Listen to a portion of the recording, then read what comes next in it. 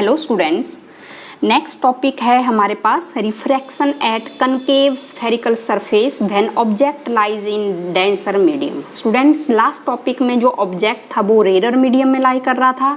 अब जो ऑब्जेक्ट है वो कहाँ पर लाई कर रहा है? डेंसर मीडियम में लाई कर रहा है। तो स्टूडेंट्स, अब हम सबसे पहले कनकेव स्फेरिकल मिरर हम ड्रॉ करेंगे।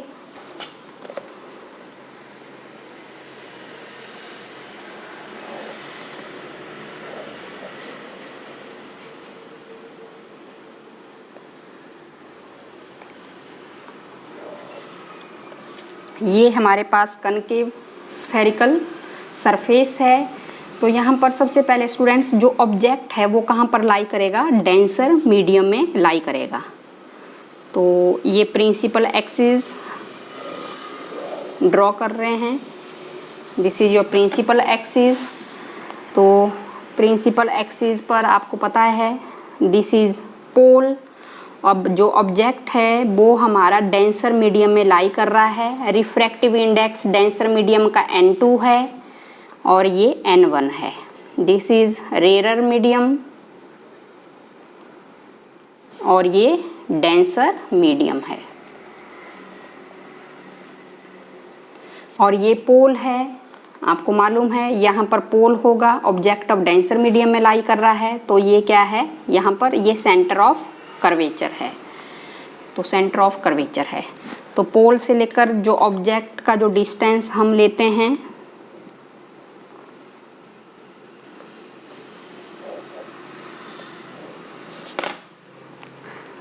ये R ले लेंगे और पोल से लेकर जो ऑब्जेक्ट है उसको हम U से रिप्रेजेंट करेंगे और इसको हमने कनकेव स्फेरिकल सरफेस। अब स्टूडेंट्स, आपको पता ही है कि when ray of light is incident on concave spherical surface because object lies in denser medium, in this case ए रे ऑफ लाइट, यहाँ पर हम A पॉइंट नाम दे देंगे। यहाँ पर this is your A point.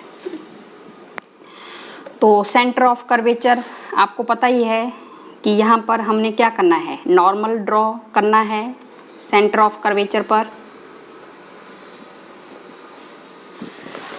तो जो रे ऑफ जो लाइट है जो इंसिडेंट हो रही है कनकेव स्फेरिकल सरफेस पर A पॉइंट पर, वो नॉर्मल के साथ कौन सा एंगल बनाएगा? एंगल ऑफ इंसिडेंस I, क्योंकि ये नॉर्मल रे के साथ एंगल बनाएगी इंसिडेंट रे।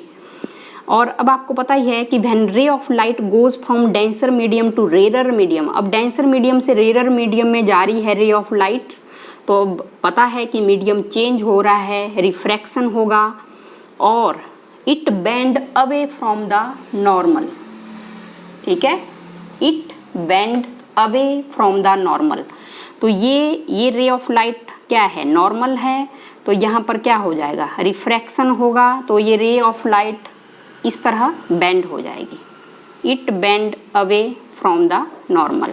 यूं करके ये रे ऑफ लाइट क्या हो जा रही है? बेंड हो जाएगी B। तो ये रिफ्रैक्ट जो रे होगी ये किसके साथ एंगल? ये नॉर्मल के साथ R एंगल बनाएगी यहाँ पर।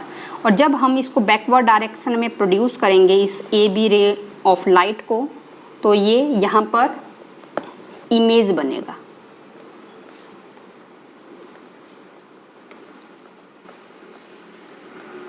ये इमेज बनेगा।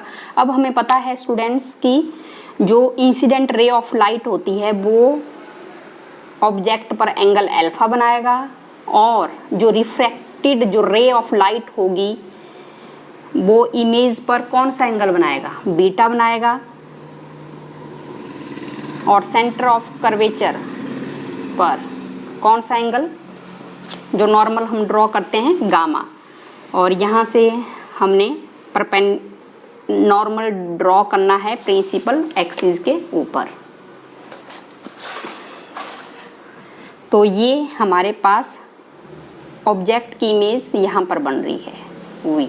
तो डायग्राम हमें पता लग गया है कि जब ray of light denser to rare medium में जा रही है तो it bend away from the normal. ये नॉर्मल रे है तो नॉर्मल से ऐसा नहीं है कि इस डायरेक्शन में बेंड हो गई, it bend away from the normal. और जब हम इसको बैकवर्ड डायरेक्शन में प्रोड्यूस करेंगे तो ये प्रिंसिपल एक्सिस के ऊपर यहाँ पर मीट करेगी और जो रिफ्रैक्टेड जो रे ऑफ लाइट होगी वो प्रिंसिपल एक्सिस पर कौन सा एंगल बनाएगी, बीटा इमेज के ऊपर। तो ये आपको यहाँ से क्लियर हो गया है। तो अब हमने सबसे पहले स्टूडेंट्स एंगल ऑफ इंसिडेंस निकालेंगे। तो एंगल ऑफ इंसिडेंस निकालने के लिए आप देखेंगे फ्रॉम ट्राइंगल देखेंगे ए ओ और साथ में कौन सा एंगल लेंगे आप, सी, ट्राइंगल ए ओ सी, क्योंकि सेंटर ऑफ कर्वेचर आपने लेना है। तो यहाँ पर ये डायग्राम इस तरह बनेगा।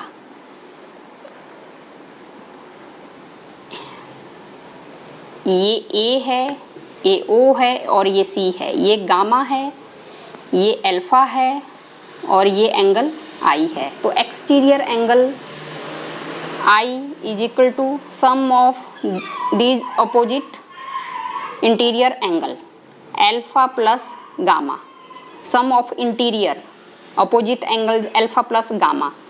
आई is equal to tangent alpha plus tangent gamma. तो यहाँ से हमें पता लग गया है 10 alpha plus 10 gamma. Angle I हमने निकाल दिया है। अब फ्रॉम ट्राइंगल ए आई सी, अब ऑब्जेक्ट की जगह हमने क्या लेना है, इमेज लेना है, क्योंकि आपको पता है इमेज पर बनने वाला जो एंगल है वो क्या है, बीटा है। बीटा है वो किससे बना है, रिफ्रैक्टेड रे ऑफ लाइट से बना है एंगल बीटा, यहाँ पर प्रिंसिपल एक्सिस पर। तो यहाँ पर दोबारा से डायग्राम आप बनाएंगे। हमारे पास ए पॉइंट यहाँ है और ये सी है और ये इमेज है। तो ये है, ये आर है, ये गामा है और ये बीटा है। तो R is equal to beta plus gamma. तो आर को हम कैसे लिख सकते हैं, tangent beta plus tangent gamma. तो ये आपने निकाल दिया। अब हमने क्या करना है, 10 अल्फा निकालेंगे, 10 बीटा निकालेंगे और 10 गामा। तो 10 अल्फा स्टूडेंट्स देख लेंगे 10 अल्फा कहाँ से निकालेंगे, ए एन ओ, यहाँ पर ये है ऐसे ए एन ओ, ये एंगल अल्फा है, ये एन है और ये ओ है। 10 अल्फा ए एन अपॉन एन ओ, वैसे ही 10 बीटा, तो 10 बीटा ये है आपके पास ए एन अपॉन एन आई और फिर 10 गामा। 10 गामा हमारे पास यहाँ है तो ए एन अपॉन एन सी। अब ये वैल्यूज़ हमने फर्स्ट और सेकंड में पुट कर देनी है। यहाँ से आई की वैल्यू कितनी आ जाएगी, a n upon n o plus 10 gamma a n upon n c और एंगल आर, आर की जगह 10 beta a n upon n i plus 10 gamma a n upon n c. तो ये हमारे पास आ रही है value a n upon n o plus a n upon n c. तो यहाँ पर ये थर्ड और ये फोर्थ इक्वेशन हमारे पास आ गई है। तो यहाँ तक आपको ये टॉपिक क्लियर हो गया है। अब उसके बाद आपको पता ही है स्टूडेंट्स कि हमने आई और आर की वैल्यू अगर हमने पुट कर दी है तो उसके बाद हमने स्नेल्स लॉ अप्लाई करना है अकॉर्डिंग टू स्नेल्स लॉ। तो स्टूडेंट्स यहाँ पर देखेंगे आप, जो रे ऑफ लाइट है वो सेकंड मीडियम से कहाँ जा रही है, फर्स्ट मीडियम में, क्योंकि इंसिडेंट रे ऑफ लाइट कहाँ है, second medium, second to first enter कर रही है। इंसिडेंट रे ऑफ लाइट कहाँ से जा रही है, सेकंड से जा रही है, कहाँ जा रही है, फर्स्ट में जा रही है, तो इसको हम कैसे लिखते हैं, ये वाली टर्म हम न्यूमरेटर में लिख देते हैं n1 डिवाइडेड बाय n2।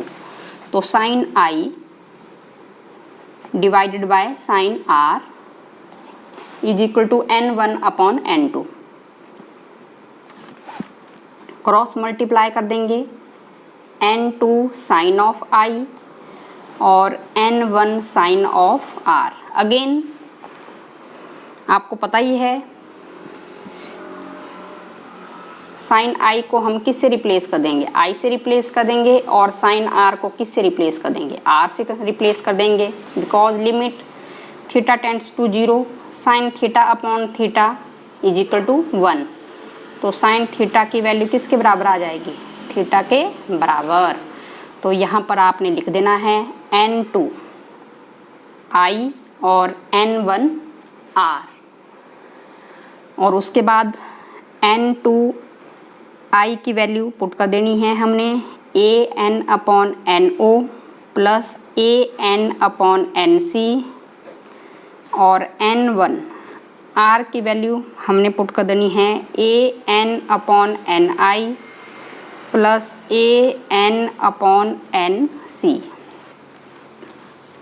उसके बाद स्टूडेंट्स आपको पता है कि a n यहाँ से बाहर ले लेंगे, इस ब्रैकेट से कॉमन ले लेंगे, और यहाँ से भी, तो दोनों आपस में कैंसिल हो जाएंगे। अब हमने n2 से अंदर मल्टीप्लाई कर देना है no plus n2 upon nc n1 upon ni plus n1 upon nc। अब आपको पता ही है स्टूडेंट्स कि हमने क्या करना है, n point lies very close to p, so all the distances are measured from the pole of the mirror। क्योंकि पोल से ही हम क्या करेंगे, डिस्टेंस को मेजर करेंगे, तो n को हमने किससे रिप्लेस करना है, p से रिप्लेस करना है। क्योंकि ये इतना क्लोज लाई कर रहा है p पॉइंट के, तो हमने इसको n को रिजेक्ट कर देना है, और हमने n को किससे रिप्लेस कर देना है, p से रिप्लेस कर देना है। p o के बराबर लेने, और n c p c के बराबर, और n i p i के बराबर। अब स्टूडेंट्स पोल से लेकर जो ऑब्जेक्ट है ये है, पोल से लेकर ऑब्जेक्ट का जो डिस्टेंस आएगा वो माइनस u आएगा।